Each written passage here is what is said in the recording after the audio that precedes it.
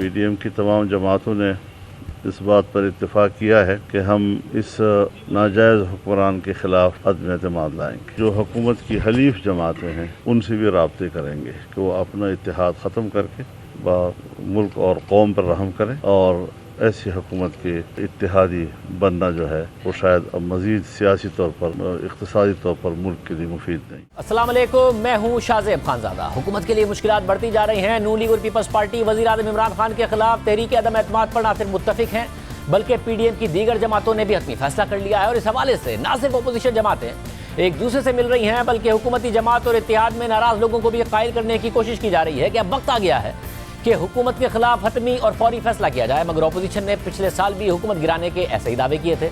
इसलिए आने वाले दिन अपोजिशन की साख के लिए अहम होंगे क्योंकि अपोजिशन की नाकामी हुकूमत को मजीद मजबूत कर सकती है।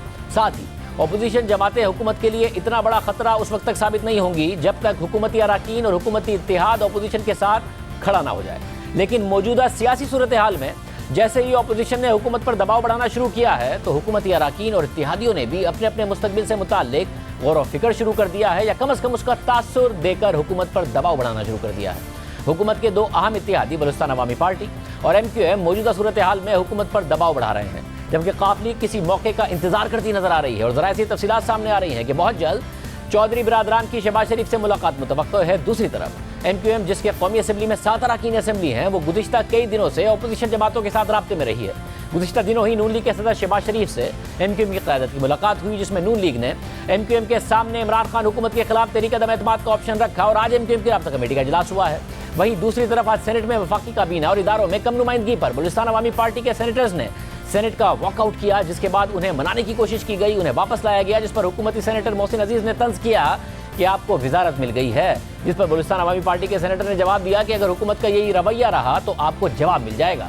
और वॉकआउट के दौरान बलूचिस्तान अवामी पार्टी के सेनेटर उमर अहमद जई ने कहा कि वफाक में ज़्यादा नुमाइंदगी चाहते हैं, इशारे बद हो गए हैं। इशारे देने वालों ने कहा कि अपनी जंग खुद लड़ें। गवर्नमेंट ऑफ बलूचिस्तान हमारी है, चौथी कुव्वत हम है, तो लोग वो वहाँ हमें पूछते हैं, सवाल ये आता है कि आप क्या कर रहे हैं बलूचिस्तान के लिए। कि हर दफ़ा कोई 5 मिनिस्टर्स होते हैं बलूचिस्तान से, इस वक्त हमारी तरफ से 1 मिनिस्टर है जिसके हाथ में कुछ भी नहीं है। कहीं ना कहीं एडजस्ट तो करें ना, कहीं हम अपने लोगों को मुंह दिखाने के काबिल तो रहे हैं। मिनिस्टर के खिलाफ अगर तहरीक अदम एतमाद आती है तो आप अपोजिशन को ज्वाइन करें? नहीं, हम कभी नहीं करेंगे। देखिए इसमें ये है कि ये हमारी पार्टी का डिसीजन है, मेरा अकेला डिसीजन नहीं है या सेनेटर्स का डिसीजन नहीं है। और हमेशा हमने खान साहब को सपोर्ट किया है और हमेशा करेंगे इंशाअल्लाह। अच्छा, ये आम तौर पे बड़े अदब से मैं कहूँगा कि बाप पार्टी के वाले से एक तासुर ये होता है कि कहीं से कोई इशारा है तो तभी आप हरकत में आते हैं, तो कोई इशारा तो नहीं है। नहीं, इशारे बंद हो गए। उनने हमें कहा है कि आप अपना जंग खुद लड़ें। और अब जहांगीर तरीन ग्रुप के भी मुतहर्रिक होने की खबरें आ रही हैं। हमारे साथ सीनियर साहब तज़कियाकार सलीम साफ़ी साहब और आज़मा शराजी साहिबा मौजूद हैं।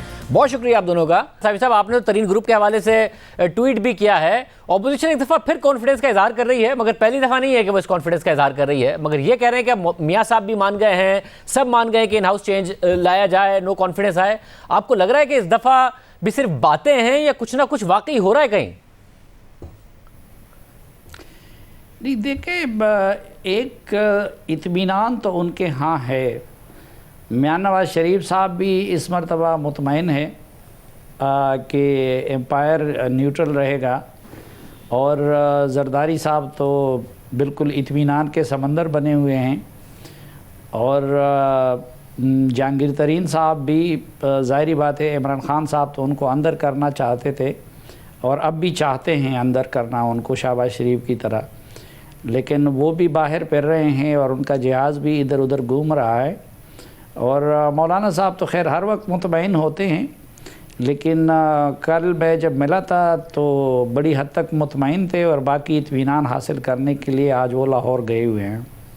तो आसमा, आप समझती हैं कि वाकई कोई संजीदा कोशिश हो रही है या फिर लास्ट ईयर भी इसी किस्म के दावे किए थे, इस दफ़ा भी दावे कर रहे हैं ताकि खुद अपने आप को एक्टिव रखें और हुकूमत को बैकफुट पर रखें? जी शाज़ेब, मेरा ख्याल है कि संजीदा कोशिश ही है, जो कि जरदारी साहब जो है वो लाहौर पहुंचे थे और पिछले हफ्ते को उन्होंने जो मुलाकात की और इस मुलाकात में शहबाज शरीफ और मरीम नवाज़ का एक सफ़े पे होना और इधर बिलावल और जरदारी साहब का एक सफ़े पे होना और फिर उनकी लीडरशिप से लोगों का आना वहाँ पे, یہ انتہائی اہم قدم تھا. ادروائز شاید زرداری صاحب لاہور نہ جاتے, ماڈل ٹاؤن کا کھانا نہ کھاتے اور وہاں پہ بیٹھتے نہیں, ملاقات نہیں کرتے. تو ایک سیریس جو موو ہے وہ کافی حد تک سیریس ہے, اور اس میں جو ہماری اطلاع ہے وہ یہ کہ بہت سارے جو آپشنز ان کے پاس تھے اس کے اوپر غور کیا گیا ہے, جس میں کہ پنجاب کا آپشن سب سے پہلے ہو سکتا ہے, اس کا امکان ہے. اسی طرح سے نیشنل اسمبلی کا ہے, اسپیکر صاحب کے خلاف ہے, ڈپٹی اسپیکر کے ہے, اور یہاں تک کہ چیئرمین سینٹ کے خلاف بھی بات ہو رہی ہے. تو ابھی ظاہر ہے کہ اپوزیشن نے اپنے سارے پتے تو نہیں دکھائے اور اپنے سینے کے ساتھ لگا کے رکھے ہوئے ہیں, لیکن ایک بات بہت واضح ہے کہ یہ فیصلہ اس میٹنگ کے اندر ضرور ہوا ہے کہ ہم اپنے یہ آپشنز کھولیں گے, اور ایک نکاتی ایجنڈا کہ اس حکومت کو گھر بھیجنا ہے, وہ شاید اس کے اوپر اتفاق دونوں جماعتوں کا, لیڈرشپ کا اس ملاقات میں دیکھنے کو ملا تھا. اور پیدر پہ اس کے بعد آپ نے دیکھا ہوگا کہ جس طرح کی پولیٹیکل ایکٹیویٹی رہی ہے اور ہو رہی ہے, اس سے بظاہر یہی محسوس ہوتا ہے کہ نہ صرف وہ بلکہ مولانا بھی شاید آج جو ہے یا کسی لمحے کسی وقت جو ہے وہ آن بورڈ مکمل طور پہ ہو جائیں گے کہ اس کو آگے کیسے لے کے جانا ہے. تو اس دفعہ کی موو جو ہے وہ سنجیدہ نظر آتی ہے. مگر سلیم صافی صاحب, اس میں جو اداروں کے اوپر آپ کہہ رہے تھے کہ انہیں بڑا ہے کہ وہ نیوٹرل رہیں گے, کہہ تو دیا کامل علی آغا صاحب نے کہ ادارے اگر نیوٹرل ہوتے تو انہوں نے اپنا بھی بتا دیا کہ ہمارا تو معاہدہ ریاست کے ساتھ ہے, اس حکومت کے ساتھ نہیں ہے, تو معاملات کچھ اور ہوتے. تو پھر کیوں لگ رہا ہے اپوزیشن کو کہ وہ نیوٹرلٹی ہوگی, حالانکہ ابھی تو سینٹ میں مار کھائی ہے انہوں نے اسٹیٹ بینک کے بل میں؟ دیکھیں, ایک تو اس مرتبہ جو کچھ ہو رہا ہے وہ انتہائی رازداری کے ساتھ ہو رہا ہے. مثلاً شہباز شریف صاحب کے ساتھ نہیں بلکہ نواز شریف صاحب خود انیشیٹر ہے, اور اسی لیے اس روز انہوں نے مریم نواز صاحبہ کو زرداری صاحب کی ملاقات کے موقع پہ ادھر ان کے ہاں بھجوا دیا, اور ادھر زرداری صاحب اور بلاول صاحب ہیں. تو میرے خیال میں ایک تو اپوزیشن میں بھی یہ ہے کہ جو معاملات ہیں تو وہ اپنی سیکنڈ ٹیئر کے ساتھ بھی شیئر نہیں کیے جا رہے ہیں, اور یہ بھی ایک سنجیدگی کی علامت ہے, کیونکہ عدم اعتماد اس طرح مذاق نہیں ہوتا, اس میں پھر بڑے جوڑ توڑ ہوتے ہیں, لوگوں کو اٹھانا ہوتا ہے, سنبھالنا ہوتا ہے. اور دوسرا جو دوسرے فریق کی گھبراہٹ ہے اس سے لگتا ہے کہ شاید اس مرتبہ اپوزیشن کا منہ کچھ سیریس ہے, یعنی حکومت کی صفوں میں اس وقت جو کھلبلی ہے, جو بے چینی ہے. اور کل تو انہوں نے عجیب کام بھی کر دیا کہ ایوارڈز بھی تقسیم کر دیے, کیونکہ انعامات اور یہ تو اکثر میچ کے اختتام پہ دیے جاتے ہیں. تو لگتا یہ ہے کہ ان کو خود بھی احساس ہے کہ شاید دا گیم از اوور, تو انہوں نے کل تقسیم انعامات بھی کر لی. باقی یہ کامل علی آغا کے بیانات اور یہ اس طرح کے لوگوں کے, وہ تو آپ کو دیکھے ڈبل اشارے ہر طرف سے ملتے ہیں. لیکن میرے خیال میں کچھ چیزیں ایسی ہیں کہ جو اسٹیبلشمنٹ کے غیر جانبدار ہونے کی بہت بڑی علامت اور ثبوت ہے, اور اس میں ایک فیصل واوڈا کے خلاف فیصلہ ہے. آپ کیا سمجھتے ہیں کہ اگر وہ غیر جانبدار نہ ہوتے تو فیصل واوڈا کے خلاف اس طرح کا فیصلہ آ سکتا تھا؟ اور پھر باقی ہم تو درونی خانہ نہیں جانتے, لیکن اس مرتبہ زرداری صاحب, نواز شریف صاحب, مثلا نواز شریف صاحب مولانا وغیرہ اور یا اپنی پارٹی کے شہباز شریف صاحب وغیرہ کو یقین دلا رہے ہیں کہ نہیں وہ غیر جانبدار رہیں گے. تو اطمینان تو ان کے ہاں بہت ہے, اور دوسری طرف بے چینی بہت ہے. مگر آسما, حکومت کا کانفیڈنس صرف اداروں کی نیوٹرل ہونے یا نہ ہونے کی وجہ سے نہیں ہے, حکومت کا ایک اور کانفیڈنس ہے, اور وہ کہتے ہیں کہ چودھری برادران کو نون لیگ کیا دے دے گی جو ہم نہیں دے رہے ہیں, ایم کیو ایم کو سندھ میں پیپلز پارٹی کیا دے دے گی, ان کے تو پیپلز پارٹی کے ساتھ اختلافات ہیں, مرکز میں اور کیا شیئر مل جائے گا کسی اور حکومت کو لا کر یا ہماری حکومت کو گرا کر متحدہ قومی موومنٹ کو. پھر یہ جو کہتے ہیں کہ جی ہم سے ان کے لوگوں نے کانٹیکٹ کیا ہوا ہے, 5 وزراء نے کیا ہوا ہے, تو یہ بھی کانفیڈنس ہے کہ جو ہم نے وزیر بنائے ہوئے ہیں وہ ان سے ٹکٹ لے کے ہماری حکومت کیوں گرائیں گے. تو حکومت کا یہ کانفیڈنس ہے کہ اتحادی ایسے نہیں چھوڑیں گے. دیکھیے, میرا خیال ہے کہ اس دفعہ گیم بالکل مختلف ہے, اور وہ یوں مختلف ہے کہ دکھانے کو یہ پریشر دونوں جماعتیں جو ہیں وہ اتحادیوں پہ بڑھا رہی ہیں کہ اگر آپ ساتھ رہے تو حکومت برقرار رہے گی, اور عوام جو ہے اسی طرح سے چکی پہ پستے رہیں گے. ایک عوامی دباؤ ہے جو کہ اتحادی جماعتوں کے اوپر بڑھ رہا ہے. لیکن دوسری جانب جو سارا ایک طرح سے جو بینٹ کر رہی ہے اپوزیشن, وہ ان اراکین کے اوپر کر رہی ہے جو کہ حکومتی بینچز پہ تحریک انصاف کے ناراض اراکین ہیں. اور ہماری اطلاع یہ بھی ہے کہ اگر تحریک عدم اعتماد آتی ہے تو اس تحریک عدم اعتماد کے اندر اپوزیشن تو شریک ہوگی، لیکن اگر حکومتی بینچز سے ایک بڑا نمبر دستخط کر دے گا کہ وہ بھی نو کانفیڈنس رکھتے ہیں حکومت کے اوپر، تو پھر حکومت کے لیے بہت بری سچویشن ہوگی، کیونکہ 10 کا یا 20 کا جو فرق ہے، اگر اس سے بڑا نمبر یا اس جتنا نمبر یا اس سے تھوڑا زیادہ نمبر بھی اس تحریک عدم اعتماد کے اوپر دستخط کر دیتا ہے تو یہ صورتحال بالکل مختلف ہوگی، اور اس کو لیگل کور بھی ہوگا، کیونکہ یہ فلور کراسنگ کے اندر نہیں آتا۔ جو اس کے آرٹیکل ہیں 63(1)F جو ہے، اس کو اگر آپ دیکھیں، یا جو دوسرے 63 آرٹیکل ہے آئین کا، اس کے انڈر فلور کراسنگ میں اگر حکومتی بینچز سے نو کانفیڈنس کی موو آتی ہے ایک نمبر کی، تو اس کے اوپر پھر ان کے اوپر فلور کراسنگ نہیں ہوگی، اور یہی وہ میرا خیال ہے کہ معاملہ ہے جس کے اوپر حکومت کو اس وقت گھبراہٹ کا وہ شکار ہے۔ ان کو اتحادیوں سے زیادہ اپنے ہی جو اندر کے لوگ ہیں ان سے خطرہ اس وقت محسوس ہو رہا ہے کہ اگر نو کانفیڈنس موشن آ جاتا ہے تو ان کو کس طرح سے اس کو ڈیل کرنا ہے، اور اس میں ظاہر ہے کہ ایک بڑا نمبر ہے، اور جہاں تک نیوٹرلٹی کی بات ہے تو اگر جو اسٹیبلشمنٹ ہے وہ نیوٹرل رہتی ہے تو یہ نمبر تو ہر صورت آئے گا ساتھ میں، کیونکہ ان کو اپنا اگلا الیکشن بھی دیکھنا ہے، اور ان کو یہ بھی دیکھنا ہے کہ اگلے الیکشن میں انہوں نے عوام کو کس طرح سے فیس کرنا ہے۔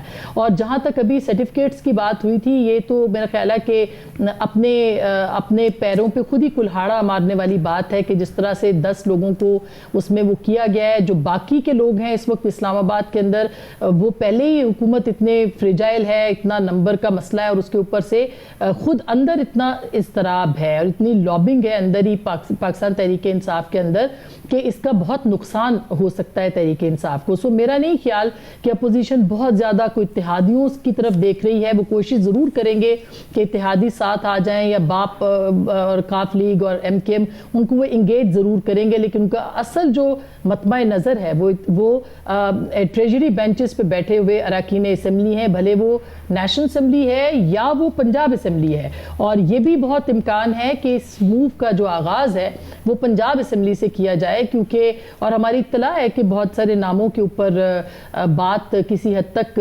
تکمیل کے مراحل میں ہے، حتمی ابھی تک نہیں ہوئی، لیکن تکمیل کے مراحل میں ضرور ہے کہ اگر پنجاب سے یہ موو آتی ہے تو کون کون سے لوگ ساتھ آ سکتے ہیں، اور ایون CM کے کینڈیڈیٹ جو ہے اس کے اوپر بھی بات ہو رہی ہے۔ تو اس وقت فوکس جو ہے وہ ٹریجری بینچز کے MNAs اور MPs پہ زیادہ ہے اپوزیشن کا، نہ کہ اتحادیوں کے حوالے سے۔ تو پھر صافی صاحب اس کا جو الٹیمیٹ نتیجہ ہے، کیونکہ ظاہر ہے تحریک عدم اعتماد کا مطلب ہے کہ جو میجورٹی ہے وہ اپوزیشن نے ثابت کرنی ہے، اور حکومت کے پاس اداروں کے علاوہ اور دوسرے ٹولز بھی ہوتے ہیں اس کام کو روکنے کے لیے۔ کوئی آسان کام نہیں ہے کہ اتنی بڑی تعداد میں لوگوں کو پارلیمنٹ کے اندر اپوزیشن اس دن ثابت کر سکے جس طرح تحریک عدم اعتماد ہوگی۔ تو اس کا نتیجہ یہ نکلے گا کہ اتحادی بارگین کر لیں گے اور وزارتیں لے لیں گے۔ باپ پارٹی جو ہے اس نے تو کہہ بھی دیا کہ جی ہمیں اور وزارتیں چاہیے، یا پھر واقعی یہ نکلے گا کہ حکومت کمزور ہو جائے گی یا پھر گھر چلی جائے گی؟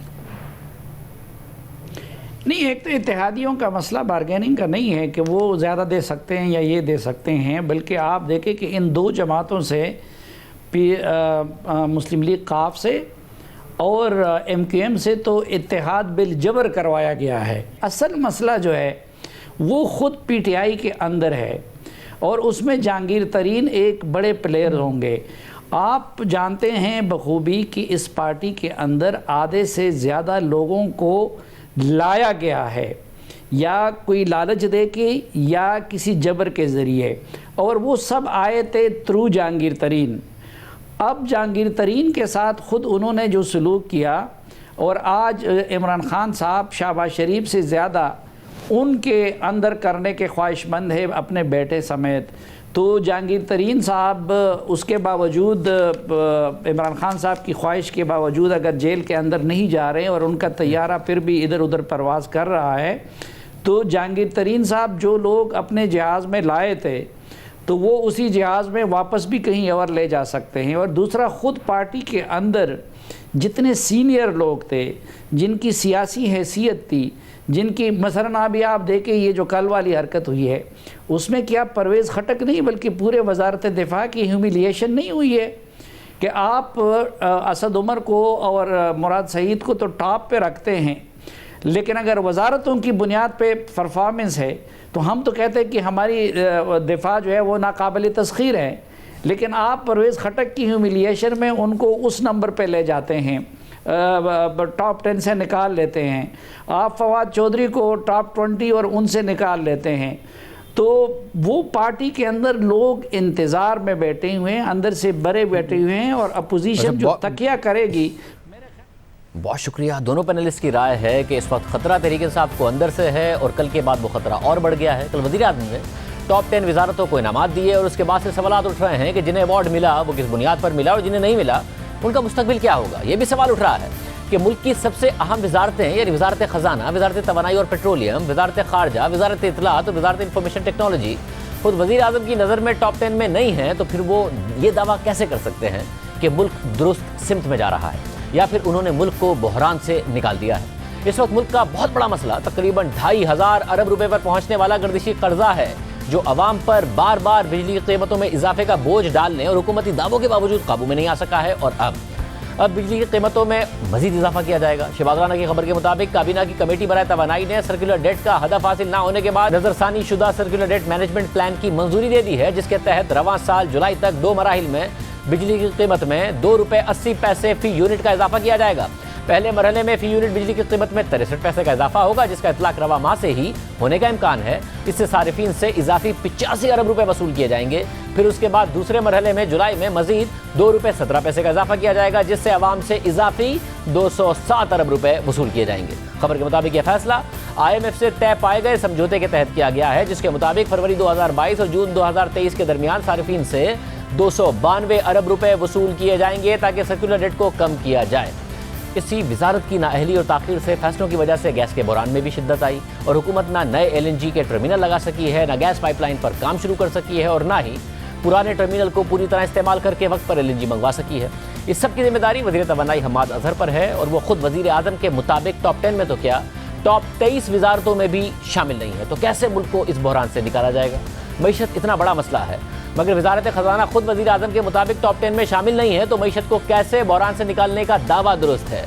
وزارت خارجہ اگر خود وزیر اعظم کے مطابق ٹاپ 10 میں نہیں ہیں تو اپوزیشن کی حکومت کی خارجہ پالیسی پر تنقید کیسے غلط ہے؟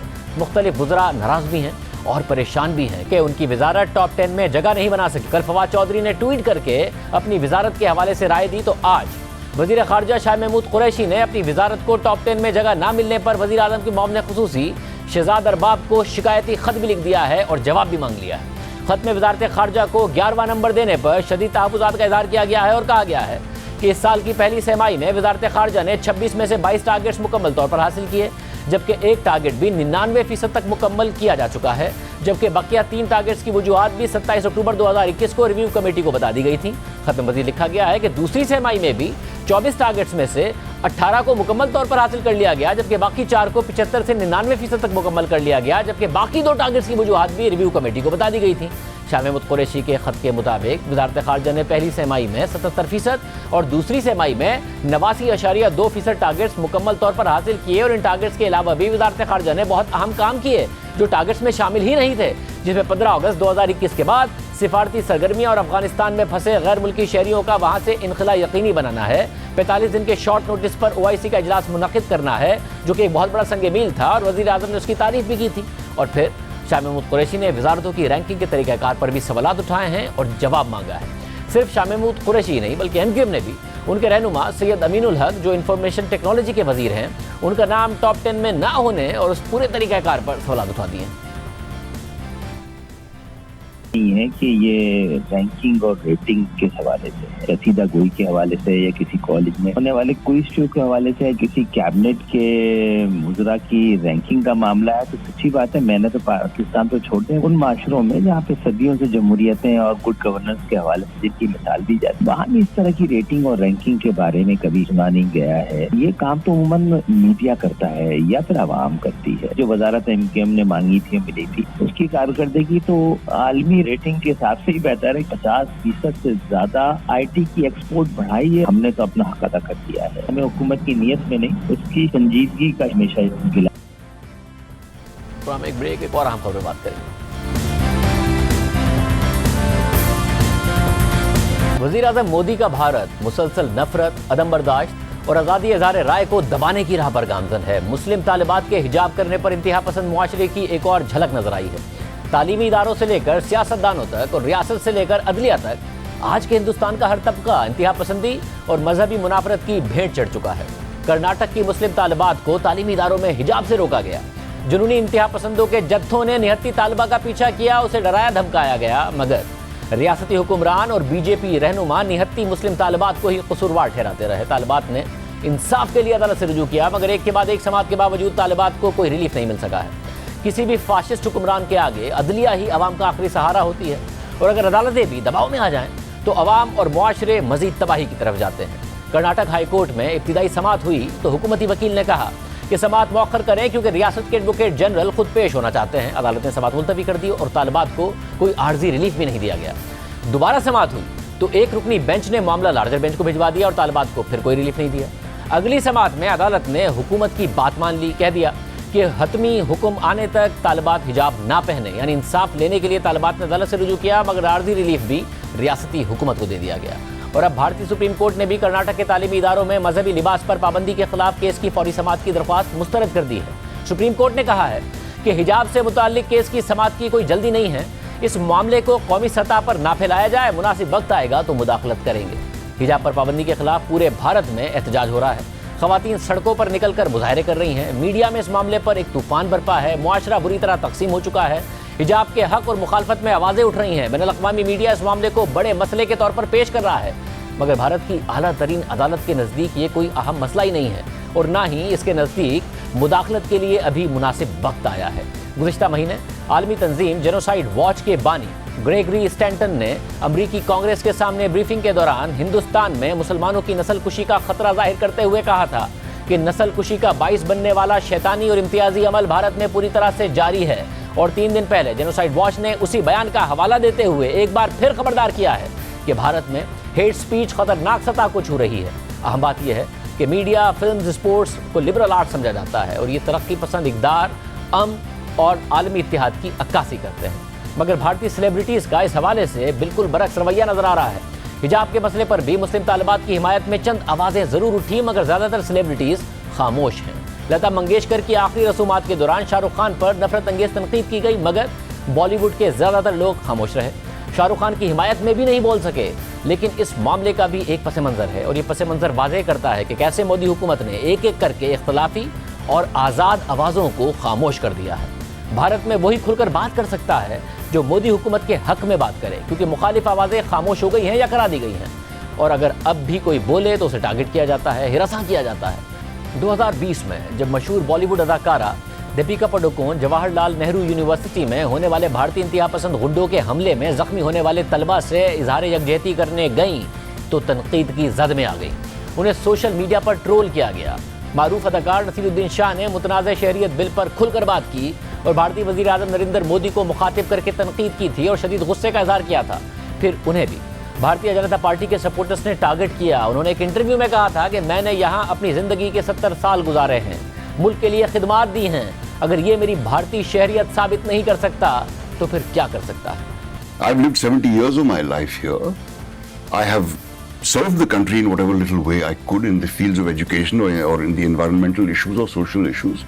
If that does not prove my Indianness, then what does? And I don't have a birth certificate. I don't think I can produce one. I don't think many people I don't think many people can. So does that mean that we are all going to be excluded? And I do not need any reassurances that Muslims do not need to worry. I'm not worried.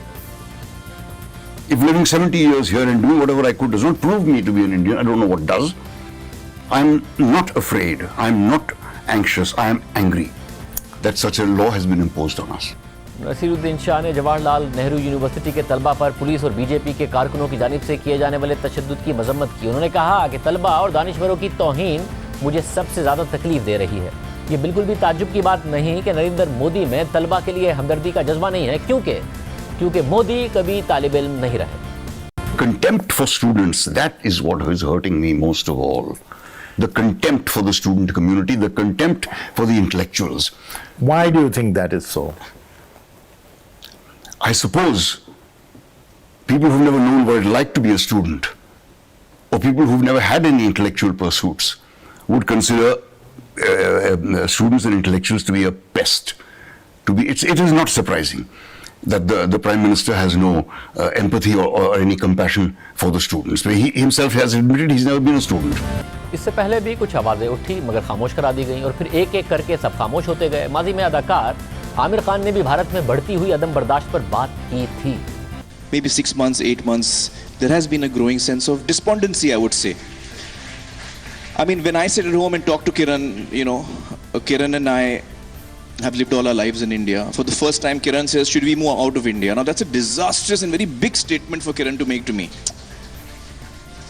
She fears for her child, she fears for, you know, what the atmosphere around us will be. She feels scared to open the newspapers every day. So that does indicate that there is a sense of growing disquiet. Aamir Khan کے خلاف بھی بھرپور campaign چلائی گئی, تنقید کی گئی, وہ بھی خاموش ہو گئے. اس کے علاوہ بالی ووڈ اسٹار سلمان خان نے کی بات کی. جب بھارت میں پاکستانی فنکاروں کو بلانے پر تنقید ہوئی, پابندیاں لگی اور انتہا پسندوں نے شور مچایا, تو سلمان خان نے کہا کہ فنکار ویزا لے کر آتے ہیں, وہ دہشت گرد نہیں ہوتے ہیں. کچھ کلاکاروں کے بامبے میں کئی کوٹس آئے تھے کہ جو پاکستان کے کلاکار ہیں انہیں واپس جانا چاہیے. کچھ پرٹیکولر وہ کلاکار ہیں, یہ تو الگ الگ سبجیکٹس ہیں. وہ ٹیررسٹ تھے, یہ کلاکار ہیں. آپ کیا مانتی ہیں کہ کلاکار ٹیررسٹ ہیں؟ ویزا لے کے آتے ہیں, کون دیتا ان کو ویزا؟ ہماری گورنمنٹ دیتی ہے ویزا, ورک پرمٹ ہماری گورنمنٹ دیتی ہے. یہ تھا سلمان خان کا موقف, مگر پھر ان پر دباؤ بڑھا. پلوامہ حملے کے بعد سلمان خان کے پروڈکشن ہاؤس کے تحت بننے والی فلم نوٹ بک کے لیے عاطف اسلم کو گانے سے روک دیا گیا اور پھر سلمان خان بھی خاموش ہو گئے. اسی طرح ماضی میں کرن جوہر کا بھی یہی موقف رہا کہ فنکاروں کو کام کی آزادی ہونی چاہیے. I don't think that's a solution. I really don't believe it's a solution. I believe there are larger forces that have to kind of come together to sort situations out, and this cannot be banning talent or art or the arts. It's not, according to me, a solution. But And you don't agree with the call for a cultural boycott of Pakistani artists? Well, You don't think it solves the issue of terrorism? I don't think it's going to solve. Agreeing or disagreeing is not the stand I'd like to take. I don't think it's that the solution. I ask anybody, I ask you that. I don't think it is. Karan Johar نے اپنی film اے دل ہے مشکل میں پاکستانی اداکار فواد خان کو بھی cost کیا, لیکن پھر اڑی حملے کے بعد پاک بھارت کشیدگی کی وجہ سے ان پر دباؤ پڑا تو انہیں اپنے ماضی کے موقف سے پیچھے ہٹنا پڑا اور فلم میں فواد خان کے سینز کو بھی ایڈٹ کرنا پڑا اور آئندہ کسی پاکستانی فنکار کو اپنی فلم میں کاسٹ نہ کرنے کی یقین دہانی کرانا پڑی. بالی ووڈ اسٹار شاہ رخ خان کو بھی تنقید کا نشانہ بنایا گیا تو انہوں نے موقف اختیار کیا تھا کہ وہ فنکار ہیں اور اس سے فرق نہیں پڑنا چاہیے کہ ان کا تعلق کہاں سے ہے. کیسا ووٹ بینک یار, یہ نانسنس ہے. پڑھے لکھے ہو جاؤ, آگے بڑھو. اور ریلیجن مطلب جینوئنلی کس کو کس آپ کے نیبر ہیں. میں آپ کے ساتھ بیٹھ کے, آپ ہندو ہیں, مسلمان ہیں, آپ ممبئی سے ہیں, میں دلی سے, کیا فرق پڑتا ہے یار. آپ کے پتا جی پاکستان سے آئے. ہاں مطلب یہ اس میں کوئی مثال نہیں ہونی چاہیے, نارمل ہونا چاہیے. ہم دیش واسی ہیں سب کے سب نے ایک دوسرے شادی کی, پیار کیا, محبت کی, کوئی فرق نہیں پڑا. اور پھر شاہ رخ خان کو بھی نہیں بخشا گیا اور حب الوطنی پر سوال اٹھائے جانے کے بعد یہ فلم ستارے آہستہ آہستہ خاموش ہوتے گئے. دیگر طبقوں کی طرح انہوں نے بھی کمپرومائز کر لیا. ایسا ماحول بنایا گیا جس میں جنگ کی باتیں کرنے والوں کی حوصلہ افزائی ہونے لگی اور امن کی باتیں کرنے والوں کو خاموش کرایا جانے لگا. اختلاف رائے کو دبایا گیا. جس کسی نے بھی اختلاف کیا اسے غدار قرار دیا گیا. جس نے سچ بولا اسے ملک دشمن قرار دیا گیا. بھارت میں حب الوطنی کی ایک نئی تعریف جنم لینے لگی جس میں سچ کی گنجائش نہیں تھی. جو سچ کہے اسے غدار کہہ دو, جو سچ کہے اسے قومی سلامتی کے خلاف سمجھا جائے, جو حقائق سامنے لائے اسے ملک دشمن سمجھا جائے. سچ کو ملکی سلامتی کے خلاف سمجھا گیا. وہ سچ جو شاید مودی حکومت کے مفاد میں نہیں تھا مگر ملک کے مفاد میں تھا, کیونکہ سچ ہمیشہ ملک کے مفاد میں ہوتا ہے. صرف فلمی اداکاروں کو خاموش کرنے کی کوشش نہیں کی گئی بلکہ صحافت کو بھی نشانہ بنایا گیا. 2014 میں جب بی جے پی کی حکومت آئی تو سب سے پہلے پارٹی نے میڈیا کو اپنے کنٹرول میں لانے کا کام کیا, جس سے ملک بھر میں ان کی مخصوص سوچ کو تقویت ملی. میڈیا کے بڑے ادارے انتہا پسندوں کے کنٹرول میں تصور کیے جانے لگے. بی جے پی کے کارکنوں نے سوشل میڈیا کو پروپیگنڈا کا اہم ذریعہ بنایا. جو صحافی لبرل تھے انہیں چپ کرانے کے لیے ٹرولنگ کا سلسلہ شروع کر دیا گیا. نریندر مودی نے ناقص صحافیوں کو نوکری سے نکلوا دیا. ناقص ٹی وی چینلز اور اخباروں کے اشتہارات بند کرا دیے. مخالف چینلز مالکان کے خلاف کیسز بنا دیے. مگر اس سب سے بھارتی معاشرہ تقسیم در تقسیم ہوتا گیا اور کسی ملک کی عدالتیں جو شہریوں کے حقوق کی محافظ سمجھی جاتی ہیں جب وہی سرنڈر کر دیں تو ریاست کو فاشزم کی طرف بڑھنے سے کوئی نہیں روک سکتا. فاشسٹ حکمراں سے بچانے میں کسی کا کردار نہیں ہو سکتا. پرائم ایبری شامل کرتے ہیں. لاہور کی احتساب عدالت میں آج شہباز شریف خاندان کے خلاف منی لانڈرنگ ریفرنس کی اہم سماعت ہوئی. जहां शहबाज शरीफ के वकील की जिरह पर खुद नैब के गवाह सिक्योरिटीज एंड एक्सचेंज कमीशन के एडिशनल रजिस्ट्रार ने तस्लीम किया कि शहबाज शरीफ कभी रमजान शुगर मिल के डायरेक्टर नहीं रहे। ऐसा कोई रिकॉर्ड नहीं दिया गया जो शहबाज शरीफ पर माली फायदा उठाने से मुताल्लिक हो। लाहौर की इंसाफ अदालत में मनी लॉन्ड्रिंग रेफरेंस पर समाअत के मौके पर शहबाज शरीफ और हमजा शहबाज अदालत में मौजूद रहे। दौरान समाअत शहबाज शरीफ ने मौका इख्तियार किया कि मुझे अदालत से कुछ कहना है। मुझ पर इल्ज़ाम था कि मैंने करप्शन की। यही तमाम कागजात पाकिस्तानी हुक्काम ने बरतानिया भेजे। डेली मेल में मेरे खिलाफ खबर लगाई गई, मेरे ऊपर करप्शन का इल्ज़ाम लगाया गया। नैब एसेट रिकवरी यूनिट और FIA ने तमाम रिकॉर्ड बरतानिया की नेशनल क्राइम एजेंसी को भिजवाया। मेरे और सुलेमान शहबाज के खिलाफ बरतानिया में तहकीकात हुई। 2.25 साल तहकीकात की गई। हुकूमत मेरे अकाउंट फ्रीज कराती रही। ये वही केस है जिसका तस्करा आजकल टीवी और अखबारात में हो रहा है। सारे के सारे इदारे मिलकर उल्टे हो गए लेकिन कुछ नहीं निकला। शहबाज शरीफ ने मजीद कहा कि मैंने 2004 में पाकिस्तान आने की कोशिश की लेकिन वापस भेज दिया गया। लंदन जाकर सोचा कि मलका बरतानिया का मेहमान बनने के बजाय खुद पैसे कमाए जाएं, और क्योंकि वहाँ रहना था इसलिए असासे बनाए। वहाँ रहकर जो असासे बनाए गए उसका सारा रिकॉर्ड मौजूद है। करप्शन से पैसा बनाया होता तो पाकिस्तान वापस ना आता। एक एक धेले की ट्रांजैक्शंस का रिकॉर्ड मौजूद है। शहबाज शरीफ ने यह भी कहा कि मुझे नैब के अकूबत खाने में रखा गया, कब्र में भी चला जाऊं तब भी हकाइक नहीं बदलेंगे। ये सारे हकाइक वही हैं जो लंदन की अदालत में पेश किए गए थे। दौरान समाअत शहबाज शरीफ के वकील ने सिक्योरिटीज एंड एक्सचेंज कमीशन के एडिशनल रजिस्ट्रार गुलाम मुस्तफ़ा के बतौर नैब गवाह दिए गए बयान पर जिरह की। शहबाज शरीफ के वकील ने उनसे पूछा कि क्या शहबाज शरीफ कभी रमजान शुगर मिल के डायरेक्टर रहे हैं, तो उन्होंने जवाब दिया कि शहबाज शरीफ कभी रमजान शुगर मिल के डायरेक्टर नहीं रहे। नैब को ऐसा कोई रिकॉर्ड नहीं दिया गया जो शहबाज शरीफ पर माली फायदा उठाने से मुताल्लिक हो। इस मौके पर शहबाज शरीफ बोले, आज तो क्रॉस एग्जामिनेशन हो रहा है, नैब का बस चले तो मुझे पाकिस्तान की तमाम कंपनियों का डायरेक्टर बना दें। तो इंसाफ अदालत के जज ने उनसे कहा कि मियां साहिब ये आपकी वजह से जिरा लंबी कर रहे हैं, आप बैठ जाएं। तो शहबाज शरीफ ने मुअज़्ज़िज़ जज से कहा कि आप कहते हैं तो मैं चला ही जाता हूं। आज एक मौके पर शहबाज शरीफ ने यह भी कहा कि करप्शन तो दूर की बात, उन्होंने कई मंसूबों में मुल्क के 1000 अरब रुपए बचाए हैं। इंसाफ अदालत में अब इस केस की मज़ीद समाअत 18 फरवरी को होगी, मगर दूसरी जानिब FIA भी शहबाज शरीफ और हमजा शहबाज के खिलाफ मनी लॉन्ड्रिंग के इल्ज़ामात की तहकीकात कर रहा है। शहबाज शरीफ और हमजा शहबाज पर अब 18 फरवरी को फर्द जुर्म आयद करने की तारीख भी मुकर्रर कर दी गई है।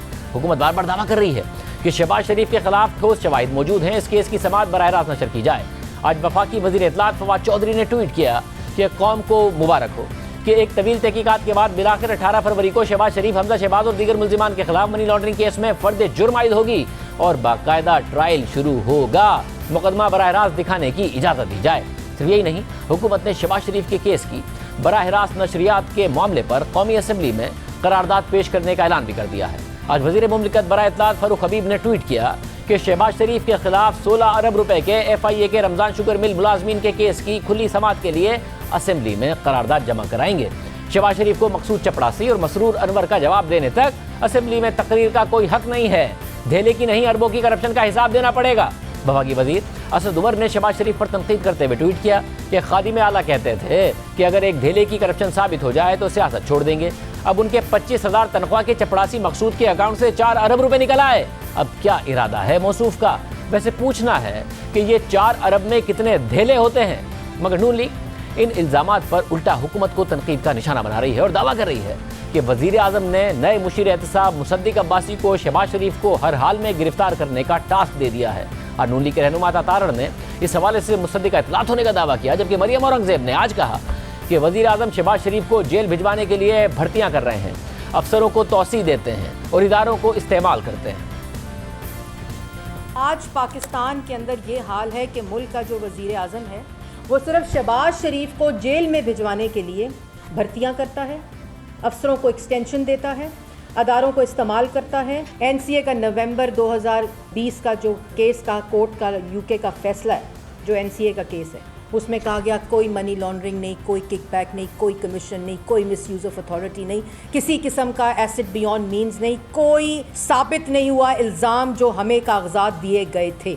फिर कहा गया ये शहबाज शरीफ के खिलाफ तो इंक्वायरी नहीं थी, ये सलमान शहबाज के खिलाफ इंक्वायरी थी। और जब वहाँ पब्लिक हुई हैं चीज़ें, उसमें बताया गया कि पूरे का पूरा केस ही शहबाज शरीफ के खिलाफ था और NCA को जो डॉक्यूमेंट्स दिए गए थे वो शहबाज शरीफ के नैब के डॉक्यूमेंट्स थे। तो FIA का सारा केस ये वही 3.5 साल से जो केस जारी हैं, सब इल्ज़ामात वही हैं, सब केसेस वही हैं, अदारे बदलते हैं, शक्लें बदलती हैं, इल्ज़ामात बदलते हैं और इल्ज़ाम साबित नहीं होता। ये मुसद्दिका इतलात आ रही हैं कि नाम नहाद वज़ीर आज़म इमरान नियाज़ी ने मुशीर एहतसाब मुसद्दिक अब्बासी को बुलाकर ये हिदायत जारी की हैं कि शहबाज शरीफ साहब को हर हाल में गिरफ्तार किया जाए। ये 2 मरतबा कायदे हिज़्ब इख्तिलाफ की गिरफ्तारी अमल में आ चुकी है और सिर्फ इमरान नियाज़ी साहब की अना की वजह से उनको गिरफ्तार किया गया।